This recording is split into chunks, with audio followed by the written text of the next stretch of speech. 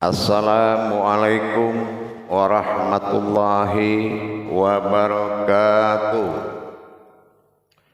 Alhamdulillah,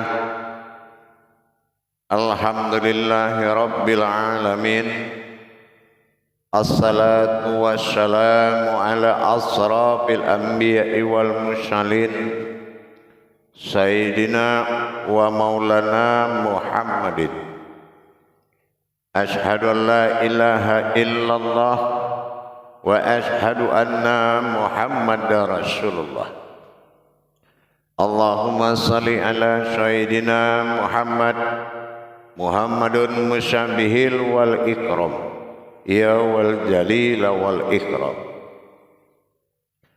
Subhanal malikul kudus, subhanatil izzati wa azzamati wa haibat wal qudrat wal sultan wal kamal wal jamal wal kibriyai wal ijabarut wala ya'budu wala ya'budu abda.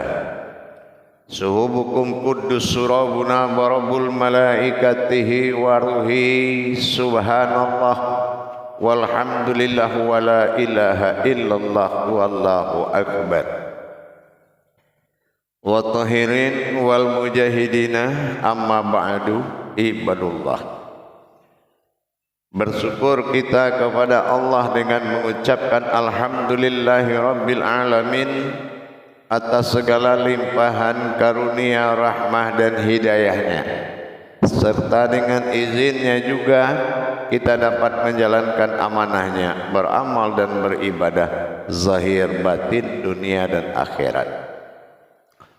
Bersalam kita tidak akan pernah kita lupakan. Marilah sama-sama kita sampaikan kepada junjungan kita Nabi Allah, Nabiul Akhirul Zaman, Rasulullah Muhammad sallallahu alaihi wasallam. Atasnya kalimahnya kita kalamkan bersama-sama dengan membacakan Allahumma sholli ala Sayyidina Muhammad wa ala alihi Sayyidina Muhammad.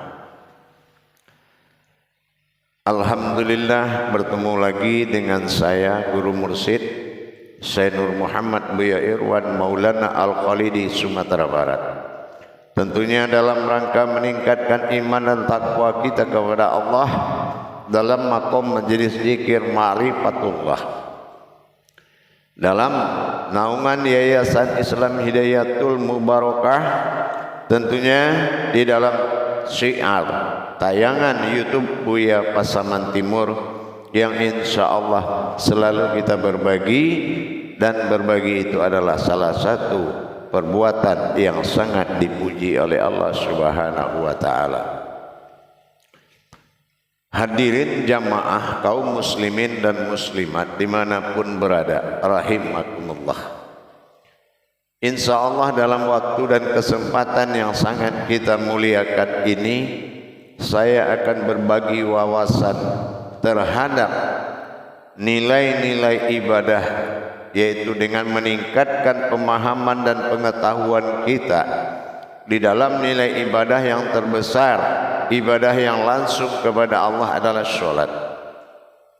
Dalam hal ini kita akan mengetahui dan belajar apa hakikat dari makna yang disebut dengan rukun 13 di dalam sholat.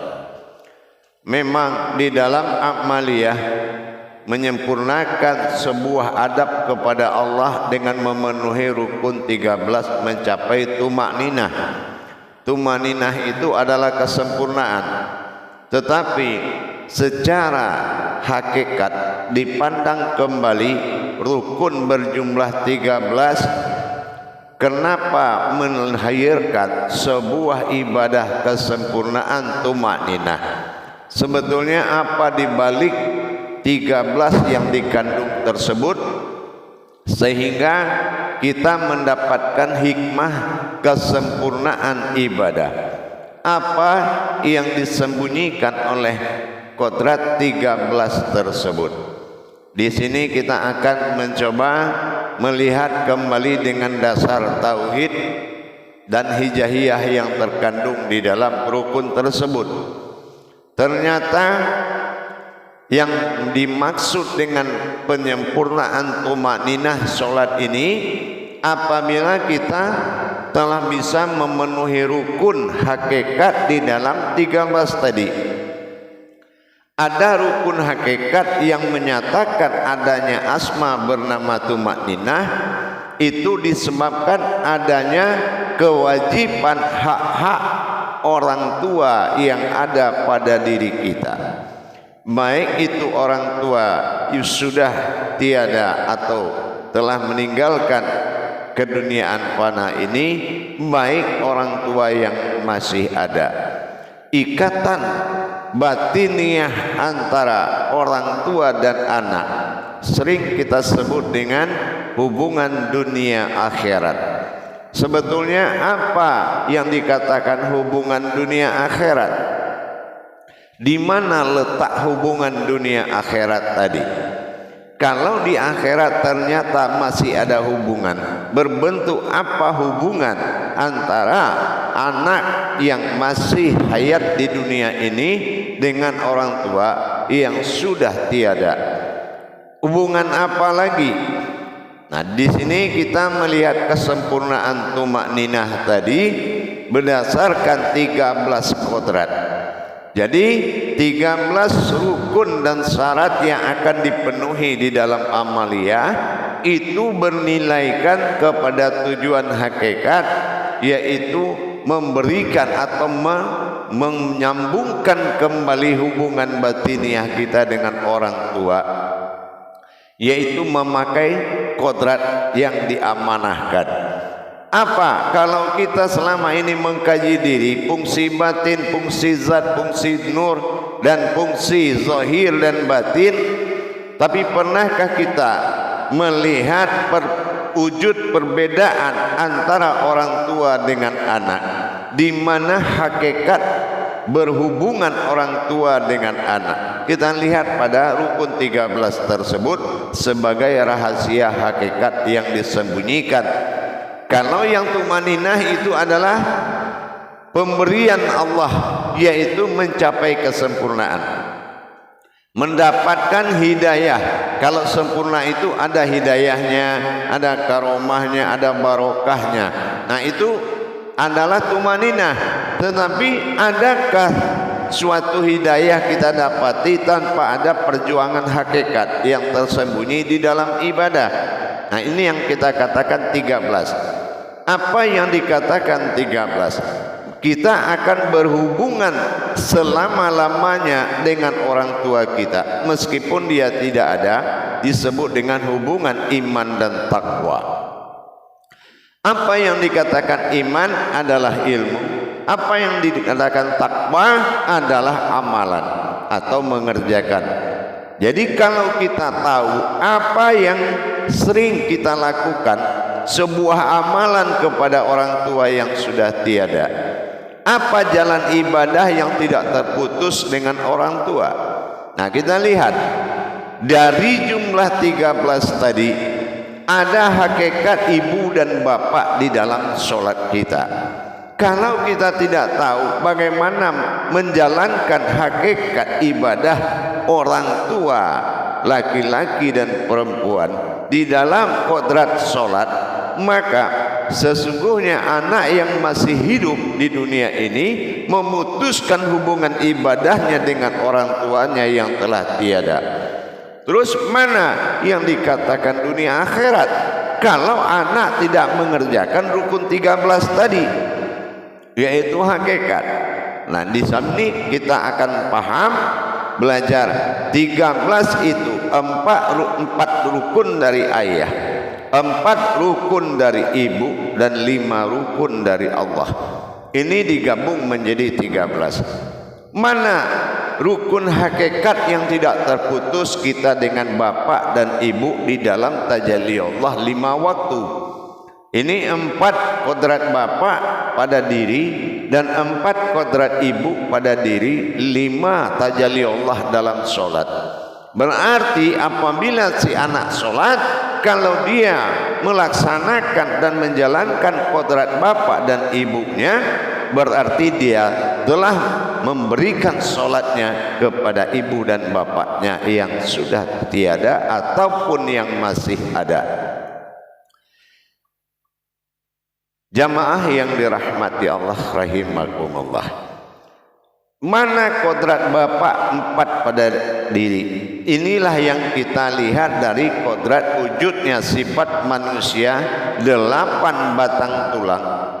Ini akan melahirkan hijrah 20 sifat Allah pada diri.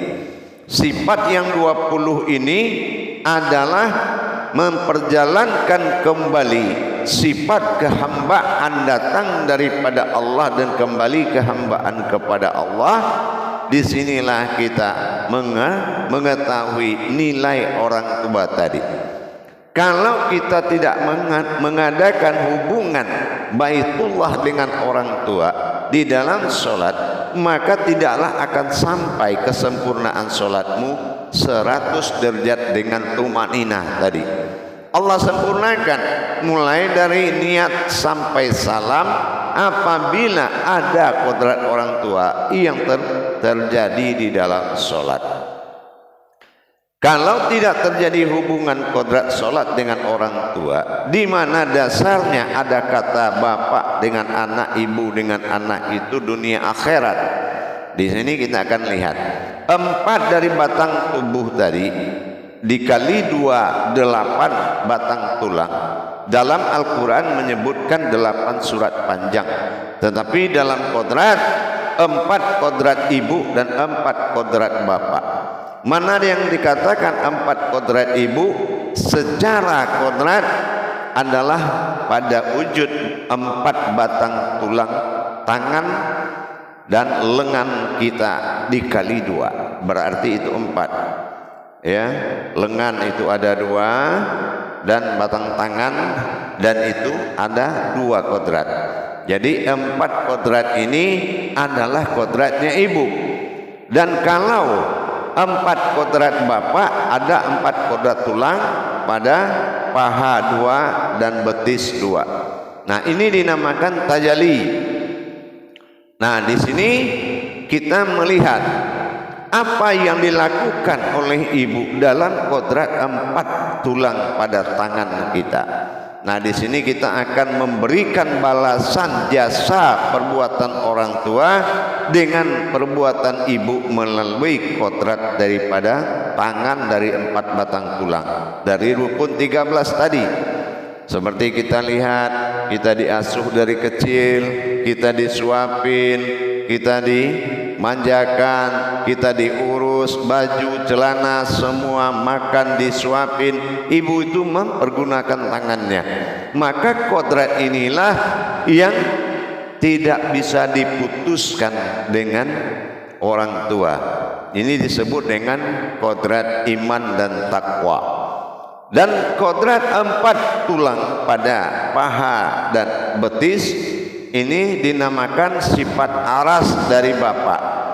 Nah, ini sering jasa dan perbuatan orang tua, berjalan bekerja ke sana ke sini, berangkat pagi pulang malam, mempergunakan kodrat kaki ke sana ke sini dengan segala perjuangan.